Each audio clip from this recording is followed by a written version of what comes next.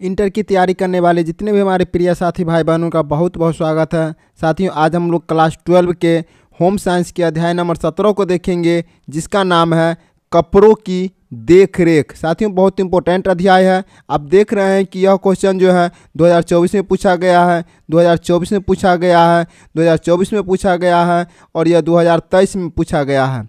साथियों, ये सारे क्वेश्चन जो है VVI क्वेश्चन है, इसलिए अंत तक जरूर देखिएगा। चैनल पर पहली बार है तो सब्सक्राइब जरूर कीजिएगा। साथियों, पीछे का क्लास नहीं देखे हैं, प्ले लिस्ट में जाइए, एक एक करके क्लास को अंत तक जरूर देखिए। अब समय मात्र आज जो है 3 से 4 दिन बच गया है, 3 दिन 4 दिन बच गया है। 3 दिन 4 दिन में आपका जो भी विषय है उसको रिवाइज कर लीजिए। और बहुत बच्चे को देख रहे हैं कि वो क्लास नहीं ले पा रहे हैं, क्योंकि क्वेश्चन बैंक है। आप क्लास लीजिए, आप ये मत सोचिए क्वेश्चन पूछेगा कि नहीं पूछेगा, ये आपका कर्म करना है। फल की चिंता ना करें दोस्तों, और तैयारी जम के करना है। तो आइए पहला क्वेश्चन स्टार्ट करते हैं।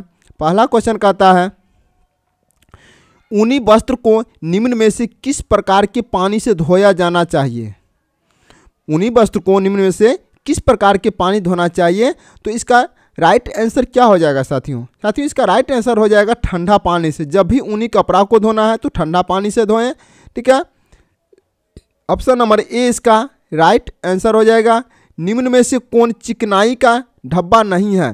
तो चिकनाई का धब्बा नहीं है तो इसमें हो जाएगा रंग। ऑप्शन नंबर डी इसका राइट आंसर हो जाएगा। नेक्स्ट है, कपड़ों के सुखाने की प्राकृतिक विधि क्या है? तो कपड़ों की सुखाने की प्राकृतिक विधि है धूप और हवा। धूप और हवा है तो ऑप्शन नंबर सी इसका राइट आंसर हो जाएगा। नेक्स्ट है, नियमित धुलाई से वस्त्र बने रहते हैं। तो नियमित धुलाई से वस्त्र कैसा बने रहते हैं? तो नियमित धुलाई से जो है वस्त्र साफ होते हैं, दुर्गंध मुक्त होते हैं, रोगाणु रहित होते हैं। इनमें से सभी इसका राइट आंसर हो जाएगा। ऑप्शन नंबर डी इनमें से सभी। घर में कपड़े धोने से निम्न में से किसकी बचत होती है? तो साथियों, घर में कपड़े धोने से समय की बचत होती है, धन की बचत होती है, साबुन की बचत होती है। तो इनमें से डी हो जाएगा ऑप्शन नंबर इनमें से सभी। क्योंकि समय यह कहते हैं कि अगर किसी के यहाँ देते हैं तो 2 दिन 4 दिन लगा देगा, पैसा भी ज़्यादा लेगा, साबुन भी कैसा लगाएगा पता नहीं। लेकिन सभी ऑप्शन हो जाएगा ऑप्शन नंबर डी। नेक्स्ट है, कच्चे रंगों के कपड़े धोते समय पानी में क्या मिलाया जाता है? तो कच्चे रंगों के कपड़ों को धोते समय पानी में जो है सिरका मिलाया जाता है, जिससे कपड़ा खराब नहीं होता है। ऑप्शन नंबर ए इसका राइट आंसर हो जाएगा। नेक्स्ट है, निम्न में से किन कपड़ों की इस्त्री करने की आवश्यकता नहीं होती है? तो किन कपड़ों की इस्त्री करने की आवश्यकता नहीं होते हैं? तो वह होता है नायलून चलते हैं ऑप्शन पे। तो साथ ही इसका राइट आंसर हो जाएगा ऑप्शन नंबर सी नायलून हो जाएगा। नायलून में जो है कपड़ों की इस्त्री करने की आवश्यकता नहीं होते हैं, खुद ब खुद वह सीधा हो जाता है। ऑप्शन नंबर सी इसका राइट आंसर हो जाएगा। रक्त का धब्बा किस वर्ग में आता है? तो रक्त का धब्बा जो है परनिज धब्बा आता है। ऑप्शन नंबर ए इसका राइट आंसर हो जाएगा। सूती कपड़ा धोने का पहला कदम है? तो सूती कपड़ा धोने का पहला कदम है भिगोना। ऑप्शन नंबर बी इसका राइट आंसर हो जाएगा। नेक्स्ट है इसका नेक्स्ट क्वेश्चन हो जाएगा, दाग हटाने के लिए विधि का प्रयोग किया जाना चाहिए। तो दाग हटाने के लिए किस विधि का प्रयोग करना चाहिए? तो दाग हटाने के लिए विरंजन विधि का प्रयोग करना चाहिए, स्पंजिंग विधि का प्रयोग करना चाहिए, अवशोषण विधि का प्रयोग करना चाहिए। तो इनमें से सभी इसका डी इसका राइट आंसर हो जाएगा। निम्न में से किस धब्बा को छुड़ाना सबसे कठिन है? तो किस धब्बा को छुड़ाना सबसे कठिन है? तो अज्ञात धब्बा। अज्ञात धब्बा का मतलब हो गया कि पता नहीं यह किस चीज़ का दाग लगा हुआ है, केला की रस का दाग लगा हुआ है या आम की रस के दाग लगा है, या किस चीज़ के दाग लगा हुआ है, तो उसको पता नहीं है, तो उसको छुड़ाना बहुत कठिन हो जाता है। किस कपड़े नेक्स्ट है कि किस कपड़े में स्टार्च की आवश्यकता नहीं होती है? तो किस कपड़े में स्टार्च की आवश्यकता नहीं होती है? तो साथ ही ऊनी कपड़ों में जो है स्टार्च की आवश्यकता नहीं होती है। ऑप्शन नंबर बी इसका राइट आंसर हो जाएगा। नेक्स्ट है, किसके संपर्क में आने से ऊनी वस्त्र नष्ट हो जाते हैं? तो साथियों, क्षार के संपर्क में आने से ऊनी वस्त्र नष्ट हो जाते हैं। तो ऑप्शन नंबर ए इसका राइट आंसर हो जाएगा। निम्न में कौन कपड़े से खून के धब्बे हटाने में मदद करता है? तो खून के धब्बे हटाने में मदद करते हैं ब्लीचिंग पाउडर। जो ब्लीचिंग पाउडर है जो खून के धब्बे उससे हट जाते हैं आसानी से। ऑप्शन नंबर ए इसका राइट आंसर हो जाएगा। नेक्स्ट है, निम्न में से देखभाल और रख रखाव की कौन सी विधि में पानी की आवश्यकता होती है? तो पानी की आवश्यकता इनमें से जो है धोने के लिए होता है। तो ऑप्शन नंबर ए इसका राइट आंसर हो जाएगा। नेक्स्ट है, इनमें से कौन प्राणीज धब्बा है? इनमें से कौन प्राणीज धब्बा है? साथ ही इसका राइट आंसर हो जाएगा दूध। ऑप्शन नंबर ए इसका राइट आंसर हो जाएगा। शुष्क धुलाई में किसका उपयोग किया जाता है? तो शुष्क धुलाई में जो है इनमें से किसी की आवश्यकता नहीं होती है। ऑप्शन नंबर डी इसका राइट आंसर हो जाएगा। नेक्स्ट है, कृत्रिम कपड़ों से खून का धब्बा निम्न में से किससे छुड़ाया जा सकता है?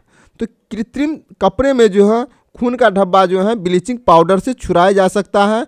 ऑप्शन नंबर ए इसका राइट आंसर हो जाएगा। नेक्स्ट है, दाग धब्बे छुड़ाने के सिद्धांत है। तो दाग धब्बे छुड़ाने का सिद्धांत जो है इनमें से क्या हो जाएगा? तो कपड़ों की जांच, धब्बे छुड़ाने वाला द्रव का व्यवहार, इनमें से सभी इसका राइट आंसर हो जाएगा। इनमें से सभी। सूखी धुलाई इस्तेमाल किए जाते हैं। तो सूखी धुलाई इस्तेमाल किए जाते हैं साथियों रेशमी वस्त्र के लिए। रेशमी वस्त्र के लिए ऑप्शन नंबर सी इसका राइट आंसर हो जाएगा। निम्न में से कौन वनस्पतिक धब्बा नहीं है? तो वनस्पतिक धब्बा इनमें से कौन नहीं है? तो रसदार सब्जी जो है वनस्पतिक धब्बा नहीं है। ऑप्शन नंबर ए इसका राइट आंसर हो जाएगा। नेक्स्ट है, सूती कपड़ों को निम्न में से कौन से पानी में धोना चाहिए? तो सूती कपड़ों को ठंडा पानी में धोना चाहिए। ऑप्शन नंबर ए इसका राइट आंसर हो जाएगा। ऊनी कपड़ों में किनारों को कर दिया जाता है। तो ऊनी कपड़ों में किनारों को कर दिया जाता है पीको। जो ऊनी कपड़ा होते हैं उसके किनारे किनारे जो पीको किया जाता है जिससे कोई भी धागा उसमें से निकले ना। ऑप्शन नंबर ए इसका राइट आंसर हो जाएगा। नेक्स्ट क्वेश्चन है, ऊनी वस्त्र को निम्न में से कौन सा पानी में धोना चाहिए? तो ऊनी वस्त्र को जो है वो गुनगुने पानी में धोना चाहिए। तो ऑप्शन नंबर सी इसका राइट आंसर हो जाएगा। नेक्स्ट है, कीड़ों को वस्त्रों से दूर रखने के लिए निम्न में से किसका प्रयोग करना चाहिए?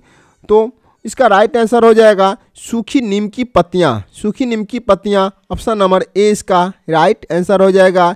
इनमें से कौन नवजात के लिए वस्त्रों के खुलने का सर्वोत्तम विकल्प है? तो नवजात के लिए वस्त्रों के खुलने का विकल्प जो है आगे से खुलना। ऑप्शन नंबर ए इसका राइट आंसर हो जाएगा। नेक्स्ट क्वेश्चन है, इनमें से कौन वस्त्रों की देखभाल है? इनमें से कौन वस्त्रों की देखभाल है? तो पिन का सावधानीपूर्वक उपयोग, पहने हुए कपड़ों को अलग रखना, आयरन करना, उपयुक्त में से सभी इसका राइट आंसर हो जाएगा। कपड़ों की देखभाल ये तीनों हो जाएगा, इसलिए ऑप्शन नंबर डी इसका राइट आंसर हो जाएगा। साबुन बनाने में प्रयोग किया जाता है। तो साबुन बनाने में किसका प्रयोग किया जाता है? तो साबुन बनाने में वसा का प्रयोग किया जाता है, क्षार का प्रयोग किया जाता है, बेसन का प्रयोग किया जाता है। इसलिए ऑप्शन नंबर डी इसका राइट आंसर हो जाएगा। इनमें से सभी। नेक्स्ट है, मांड किन कपड़ों में लगाया जाता है? मांड जो है किन कपड़ों में लगाया जाता है? तो मांड जो है सूती कपड़ों में लगाया जाता है। ऑप्शन नंबर 20 का राइट आंसर हो जाएगा। कीमती वस्त्र को क्या करते हैं? तो कीमती वस्त्र को जो है डाइक्लीन कराना चाहिए। डाइक्लीन में साफ कराना चाहिए। ऑप्शन नंबर ए इसका राइट आंसर हो जाएगा। साबुन का निर्माण मिश्रण से होता है, यानी साबुन का निर्माण जो किस मिश्रण से होता है? तो साबुन का निर्माण जो है वसा तथा क्षार के मिश्रण से होता है। तो ऑप्शन नंबर सी इसका राइट आंसर हो जाएगा। नेक्स्ट क्वेश्चन जो कहता है, तो नेक्स्ट क्वेश्चन कहता है कि गृह सज्जा के मुख्य साधन कौन से हैं? तो गृह सज्जा के मुख्य साधन जो है फर्नीचर हो जाएगा, पर्दे हो जाएगा, छोटे सजावटी सामान हो जाएगा। इनमें से डी ऑप्शन नंबर सभी इसका राइट आंसर हो जाएगा। चाय का धब्बा किस वर्ग में आते हैं? तो चाय का धब्बा जो है वनस्पतिक धब्बे के में आते हैं। ऑप्शन नंबर ए इसका राइट आंसर हो जाएगा। नेक्स्ट क्वेश्चन कहता है कि क्षार के संपर्क में आने से ऊनी वस्त्र को क्या होता है? तो क्षार के संपर्क में आने से उन्हीं वस्त्र का जो है नष्ट हो जाते हैं। तो ऑप्शन नंबर बी इसका राइट आंसर हो जाएगा। वनस्पतिक दाग धब्बों को किन माध्यमों द्वारा हटाया जाता है? तो वनस्पतिक दाग धब्बों को जो है अमोनिया के द्वारा हटाया जाता है। तो ऑप्शन नंबर बी इसका राइट आंसर हो जाएगा। साथियों, इस अध्याय में मात्र 35 प्रश्न था, लेकिन बहुत इंपॉर्टेंट प्रश्न था, इसलिए साथियों अब बताइएगा 35 में आपका स्कोर कितना जाता है। और नेक्स्ट क्लास में फिर मिलेंगे। जय हिंद, वंदे मातरम।